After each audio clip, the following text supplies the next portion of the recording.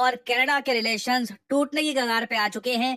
भारत ने एक बड़ी अनाउंसमेंट कर दी है। भारत के हाई कमिश्नर और वेरियस और डिप्लोमेट्स भारत वापस बुला रहा है फ्रॉम कनाडा। देखिए, स्थिति बहुत जरा खराब है। मैं कहूंगा अब तक सबसे ज्यादा खराब डिप्लोमेटिक सिचुएशन हो चुकी है इंडिया और कनाडा के बीच में। रीजन मैं आपको बताता हूँ। कनाडा ने, आप सुन के हैरान हो जाएंगे, कनाडा ने यह कहा कि भारत के सबसे बड़े जो एम्बेसडर हैं टू कनाडा, इंडिया के high commissioner to Canada Sanjay Kumar, इनका नाम डाल दिया है इन्वेस्टिगेशन में of the Hardeep Singh Nijjar case. Nijjar की किलिंग को लेकर ये कह रहे हैं कि भारत के बहुत सारे डिप्लोमेट्स और भारत के सबसे बड़े diplomat, Indian high commissioner to Canada, ये सब पर्सन ऑफ इंटरेस्ट बन चुके हैं। बहुत बड़ा अपमान है भारत का, और इंडिया ने ये अपमान बिल्कुल नहीं सहा। सीधा सीधा ये कह दिया है, ओके, तुम्हारी कोई इन्वेस्टिगेशन में कोई हमको भरोसा नहीं है, हम हमारे high commissioner, Indian high commissioner को वापस बुला रहे हैं भारत। और अब आप देखोगे इंडिया कनाडा रिलेशंस बिल्कुल डिसमेंटल होने की कगार पे आ जाएंगे। कनेडियन एम्बेसडर टू इंडिया जो हैं, ये मीडिया के सामने आए और इन्होंने भी ये बात बोली। ये जो छोटी सी क्लिप है, बहुत इंपॉर्टेंट क्लिप है, ये मैं चाहता हूं आप देखें। नाउ, हरदीप सिंह निज्जर की मौत हुई थी जून 2023 में।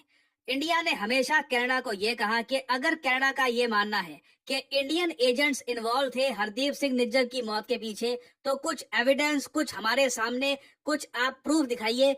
और कनाडा के एम्बेसडर अब यहाँ पर आ रहे हैं। देखिए, इंडिया लंबे समय से प्रूफ मांग रहा था, हमने फाइनली क्रेडिबल इररिफ्यूटेबल एविडेंस ये सामने रख दिए हैं भारत के। ये इनका कहना है, ये कनेडियन एम्बेसडर टू इंडिया है। यहाँ पे जो क्लिप है ये देखिए। Good evening, ladies and gentlemen. I have a statement to make.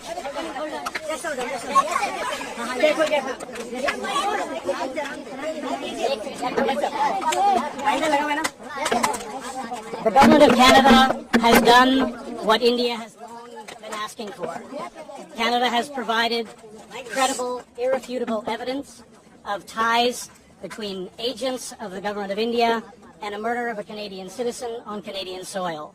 Now by the way, ये जो प्रूफ की ये बात कर रहे हैं ना, कि जो इन्होंने एविडेंस प्रूफ दे दिया है भारत सरकार को, इनके हिसाब से ये पब्लिक डोमेन के सामने नहीं है। हमें आम जनता को पता नहीं है कि कौन सा इनके पास प्रूफ है, कौन सा एविडेंस है जिसके बेसिस पे ये कह रहे हैं कि इंडियन एजेंट्स इन्वॉल्व है निज्जर के मर्डर पे। और ये इंडियन हाई कमिश्नर को भी कह रहे हैं कि ये भी पर्सन ऑफ इंटरेस्ट है। ये देखिए, सीधी सी बात है, इलेक्शंस कनाडा में बहुत ज्यादा पास आ रहे हैं, और ऐसे टाइम में जस्टिन ट्रूडो को पता है कि जैसे ही इलेक्शंस होंगे इस बार काफी उनको लॉस फेस करना पड़ेगा, तो ये एक नया इशू क्रिएट कर रहे हैं। एक बार को यहाँ पे आप क्वेश्चन पूछ सकते हैं, कुछ ही दिन पहले तो कनाडा के जो विदेश मंत्रालय के डेप्यूटी फॉरेन मिनिस्टर हैं, ये कह रहे थे कि वन इंडिया में हम बिलीव रखते हैं। इधर आप देख पाओगे कनेडियन मिनिस्टर ने ये कहा था कि देयर इज वन इंडिया, हम इंडिया का बंटवारा नहीं चाहते।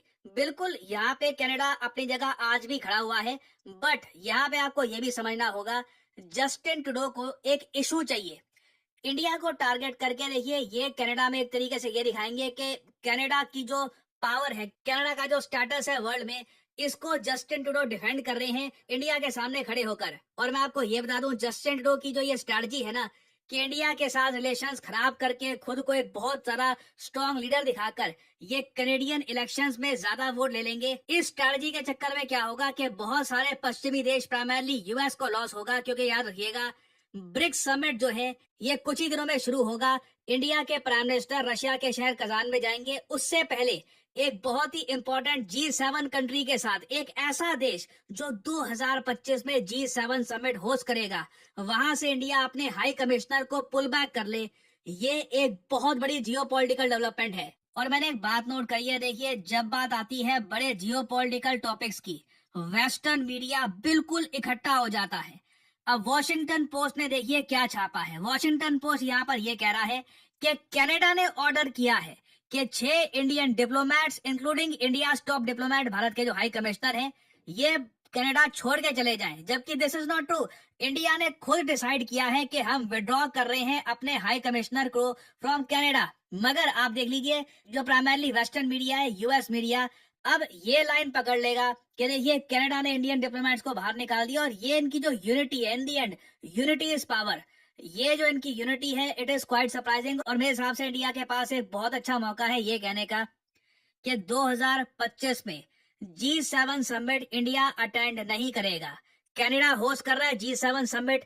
मैं आपको बता दूं, यूएस, कनाडा समेत कई कंट्रीज को जेन्युइनली शॉक फील होगा, क्योंकि इंडिया के प्रेजेंट होने से ही G7 समिट में आज के समय एक इकोनॉमिक पावर या फिर आप कह सकते हैं एक इकोनॉमिक मसल ऐड होती है। इंडिया ओपनली कह सकता है कि कनाडा अब इंटेंशनली इंडिया के साथ रिलेशंस तोड़ने की कोशिश कर रहा है, हमारे हाई कमिश्नर को टारगेट करके। और इंडिया ने देखिए कैटेगोरिकली कनाडा को ये कहा है कि आपके देश में आज के समय जो माहौल है ये बहुत ज्यादा खराब है। यहाँ पे आप देख पाओगे सोशल मीडिया में कई जर्नलिस्ट ऐसी वीडियो शेयर कर रहे हैं। ये कनाडा के सीन है। कनाडा में जो सिख सेपरेटिस्ट है ना, खालिस्तानी लोग, ये इंडियन हाई कमिश्नर की फोटो लगाते हैं, उस पर गोलियां चलाते हैं, रावण की तरह उनके पुतले जलाते हैं। ये सब चीजें हो रही हैं। At the same time Canadian government ये कहती है कि इंडियन हाई कमिश्नर इन्वॉल्व हैं as a person of interest in Nijjar murder case. और यहाँ पे आप देख पाओगे ये भारत सरकार का ऑफिशियल रिप्लाई है। इंडिया ने ये कहा है कि बिल्कुल हमारे हाई कमिश्नर को बताया गया कि इन पर बेसलेस तरीके के एलिगेशंस लगाए जा रहे हैं। It was underlined that in an atmosphere of extremism and violence, जैसे मैंने आपको बताया कनाडा में बिल्कुल एक्सट्रीमिज्म और वायलेंस का एटमॉस्फेयर है। जो ट्रूडो गवर्नमेंट है, यहाँ पे अगेन आप बात नोट करिएगा, हमने कनेडियन गवर्नमेंट की जगह ट्रूडो गवर्नमेंट का है। मैं आज भी आपको बता दूं, जस्टिन ट्रूडो की जगह अगर कोई और आदमी कनाडा का पीएम बन जाए तो इतने इश्यूज इंडिया कनाडा के बीच में नहीं आएंगे। तो जो ट्रूडो गवर्नमेंट के एक्शंस हैं ये एंडेंजर कर रही है सेफ्टी ऑफ ऑल इंडियंस। और आगे देखिए ये लिखा है, we have no faith in the current Canadian government. जो करंट जस्टिन ट्रूडो की सरकार है उस पर हमारा कोई भी भरोसा नहीं है, ये सेफ्टी इंश्योर करे या ना करे, और इसलिए Indian government has decided to withdraw. हम लोग खुद कह रहे हैं कि हमने हमारे जो हाई कमिश्नर है इनको विड्रॉ करने का फैसला किया है, but western media, Washington times वगैरह ये सब दुनिया भर में न्यूज ये फैला देंगे कि कनाडा ने इंडियन टॉप डिप्लोमेट को बाहर निकाल दिया है।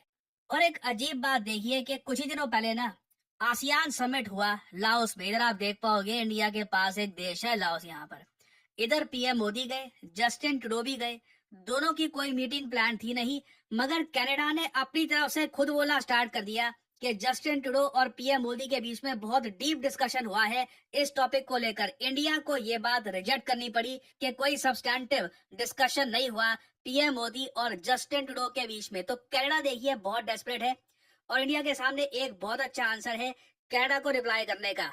हम G7 समिट अटेंड नहीं करेंगे और खुल के बोलिए कि कनाडा के वजह से हम अटेंड नहीं करेंगे। हम ब्रिक्स समिट अटेंड करेंगे, SCO अटेंड करेंगे, मगर G7 में हम पार्टिसिपेट नहीं कर पाएंगे जब तक कनाडा जैसे देश ऐसे समिट को होस्ट करते हैं। 2025 में इंडिया के पास गोल्डन अपॉर्चुनिटी है, इससे कनाडा पर भी हैवी प्रेशर आएगा फ्रॉम यूएस। तो इंडिया को ये करना होगा। उसके अलावा कनाडा के साथ जो हमारे टाइज हैं इनको भी डाउनग्रेड करने की आवश्यकता है, नहीं तो कल को कोई भी देश हमारे जो हाई कमिश्नर हैं उन पे आरोप ओपनली लगाता रहेगा। तो अभी देखिए सिचुएशन काफी खराब है। इंडिया कनाडा रिलेशंस न्यूज में रहेंगे। खराब न्यूज ही आएगी, अभी कोई अच्छी न्यूज आने के चांसेस अभी है नहीं, बट अभी आप देखोगे आने वाले समय में बहुत सी डेवलपमेंट्स होंगी and I will make updated videos for you later on.